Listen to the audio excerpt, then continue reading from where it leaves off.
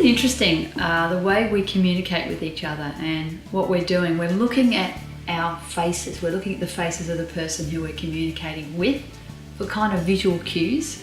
And last year, when we did the Art of Wellness event, we had the pleasure of Mel Midegs, Melanie Midegs, and she was talking about face reading and the health of the body around the face. So we've got Mel here today, and we're going to be talking to Mel about what she's doing at our next Art of Wellness event.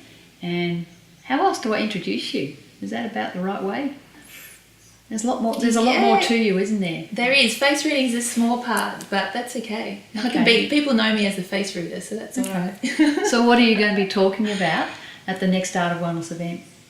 So the next Art of Wellness event, I'm going to be talking about face reading and basically what it is that can, how a face reading can help you really improve your life, because that's what it does. Yeah.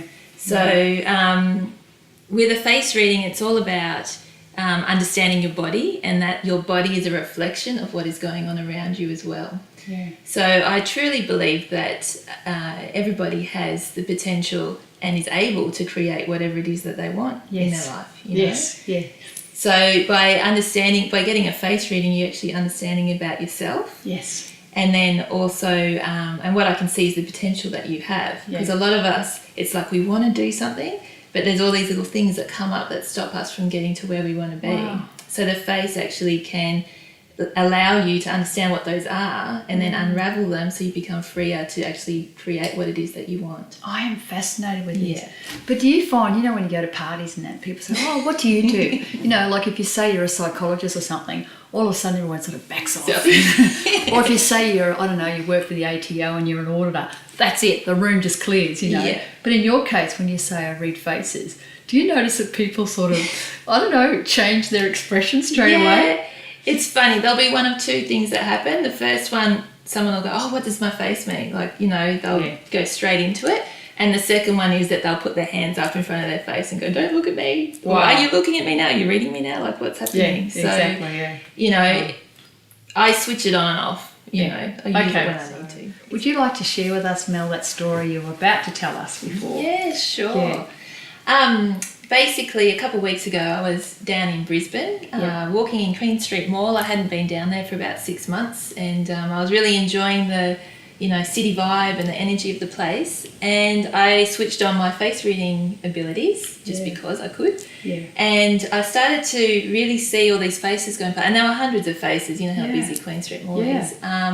But they just were really lifeless, because a lot of people were walking on their own, so they were sort of just in their own space and, not having to put on a show for anyone or anything like that. And I could just see that they were, the light in their eyes weren't there. And that's when you know that you're really in alignment with what you are doing and are happy in your life. Because the eyes are actually connected to your heart centre, which again is connected to your soul. Yes. So when that's all in alignment, that's when you see that light and that shining in someone's eyes. And it was pulling my heartstrings, because there were so many people and it just wasn't happening for them. And that's why I know that the work that I do is so important, because it's like a little wake-up call. It's like, come on, let's get things moving and make life how you really want it to be, rather than doing things because you feel you have to do them, or this is the way life is, or this is what I've been given, because you can always change it. You really can. Yeah. This is it. This is your life.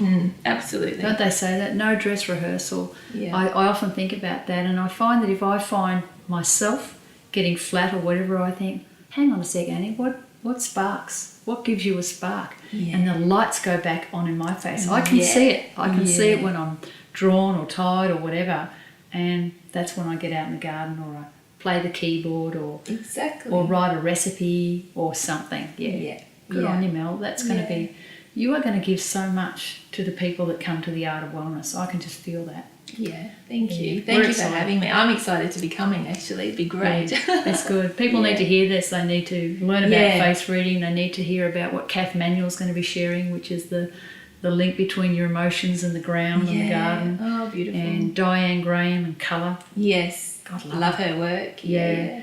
And a most amazing talk that we're going to hear, and that's our beautiful chiropractor friend down in Brisbane, And he's just lovely. His name's Howard Cameron, Dr. Howard Cameron, and Howard's just going to bring so much to our day as well.